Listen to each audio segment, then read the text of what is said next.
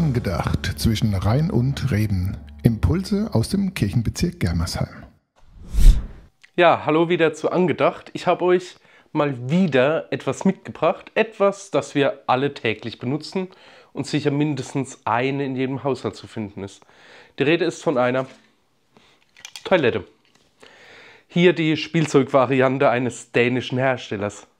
Was viele nicht wissen, die ersten Vorläufer der Toilette sind schon ca. 5000 Jahre alt. Gab es in Deutschland allerdings vor 40 Jahren noch nicht in jeder Wohnung. Da musste man noch auf die Gemeinschaftstoilette ins Treppenhaus oder in den Garten auf das gute alte Plumpsklo.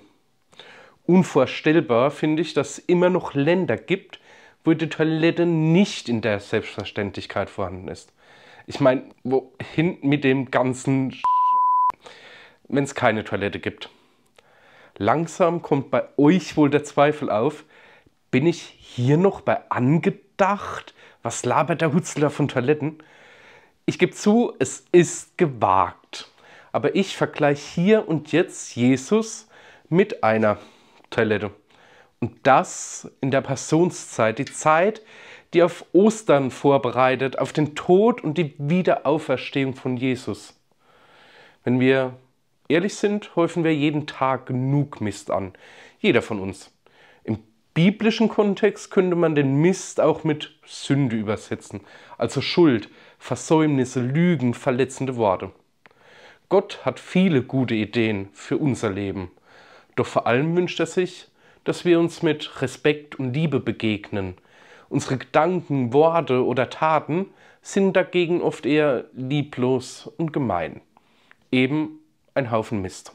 Echte Schuld, die wir früher oder später in uns drin sehr deutlich spüren.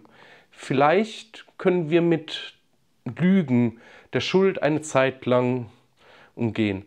Behaupten vielleicht, das ist uns egal, geben vielleicht noch damit an, dass wir Eltern, Freunde, Lehrer, Kollegen enttäuscht haben. Was die sagen, ist doch egal.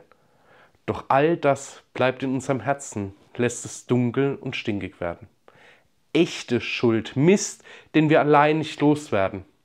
Gut, dass wir einen Ort haben, wo wir auch den Mist abladen können.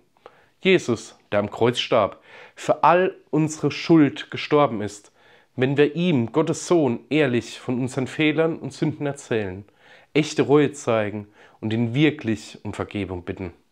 Dann wird er uns auch vergeben und die Schuld nehmen, so wie es Johannes schreibt. Johannes sieht Jesus auf sich zukommen. Da sagt er, seht doch, das ist das Lamm Gottes. Er nimmt die Sünde dieser Welt weg. Und dann fällt es uns auch leichter, wieder befreit durchstarten zu können, neue Aufgaben übernehmen, unsere Beziehungen und Freundschaften gestalten und unsere Freundschaft mit Gott leben können. Ciao. Angedacht zwischen Rhein und Reben. Impulse aus dem Kirchenbezirk Germersheim.